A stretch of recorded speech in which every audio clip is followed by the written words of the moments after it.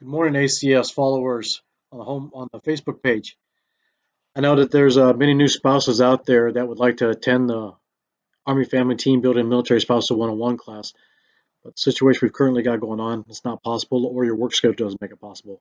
So what I've done is I've built a slide here for you to understand the Army ranks, insignias, and grades a little bit.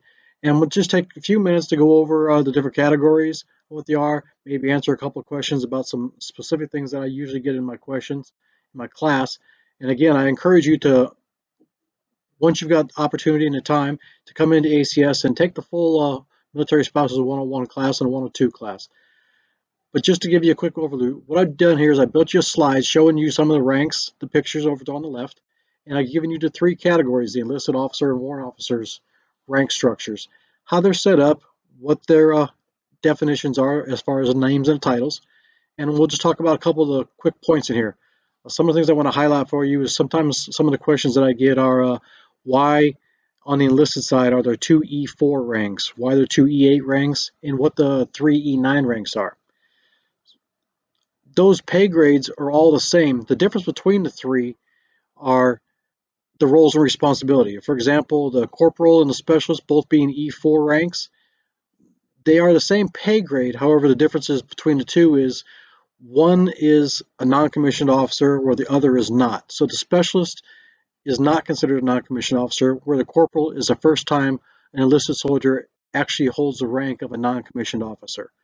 The level of responsibility is greater for the corporal than it is for the specialist, but at the same time, the pay grade is still the same. The same is true for the E8 rank, the master sergeant and the first sergeant. The significant difference here is the master sergeant is generally referred to as a staff position, where the first sergeant is considered a command position. He'll work in concert with the company commander or captain. When you get to the E9 ranks, the sergeant major, the command sergeant major, and the sergeant major of the Army, the significant difference here is the sergeant major, again, is an operations or staff type position, where the command sergeant major, which is different in the visual description of the rank, as in they've added the reef around the star. This is the command position that's generally works in concert with the lieutenant colonel, the full bird colonel, and even the general officer ranks. The sergeant major of the Army, this is considered the senior enlisted rank on the enlisted side for the Army.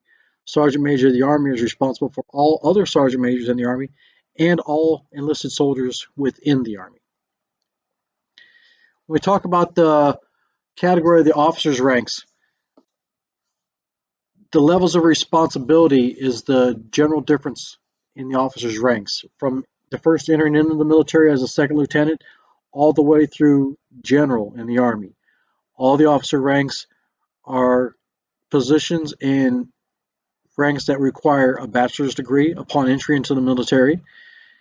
And at different levels on the officer's ranks, the responsibility level is such that you have a command position. The first time a commander would take a command position would be at the rank of captain or O3. And then moving into major, it would be more of a staff position, which is the O4 rank. Lieutenant colonel is the rank of the commander at a battalion level, where colonel or O6 is the rank of the commander at a brigade level. And then as you move up into the general officers ranks, the general is the ranks that would be held in positions of division, corps, and different upper echelons of command. In the category of warrant officers, the significant difference between warrant officers and officers is a warrant officer is considered a subject matter expert of a specific career field, or generally warrant officers are pilots. Most notable, an enlisted soldier can do what's called crossover to a warrant officer's rank. This is generally done around the E6 level or staff sergeant level on the enlisted side, where they've gained the knowledge of their specific MOS and they've wanted to put it into more practical subject matter expert use. Warrant officer ranks started off as a warrant officer 1, where they're generally referred to now as Mr. rather than Sir or warrant officer. Generally, warrant officers don't hold command positions. However, there are some specific instances where a warrant officer can hold a command position. Generally, WO1 through CW4 are the warrant officer ranks that you'll most commonly see, unless you're located someplace where there's an aviation unit, in which case you're very prone to see a CW5 or a Master Warrant Officer. These are generally senior pilots in the military. Like I said, I just wanted to kind of quickly go over the differences in the categories and explain some of the common questions that I get. I again encourage you to come by ACS and sit in on the full Military Spouses 101 and 102 course. And if you've got any questions about the Army ranks, insignias, or grades, or the chart that I've given you here, please post your questions to our Facebook site, and I'll get back to you and answer your questions.